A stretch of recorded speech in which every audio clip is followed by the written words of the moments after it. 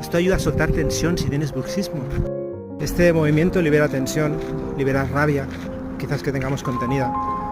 Ayuda a soltar esta tensión en la mandíbula, el aflojar la boca, soltar esta rabia. Suelta la presa. Dolor en la mandíbula, bruxismo, tensión. Se cambia el pH de nuestra saliva, da la información de estar en alerta, en tensión, y tensamos la musculatura de la mandíbula.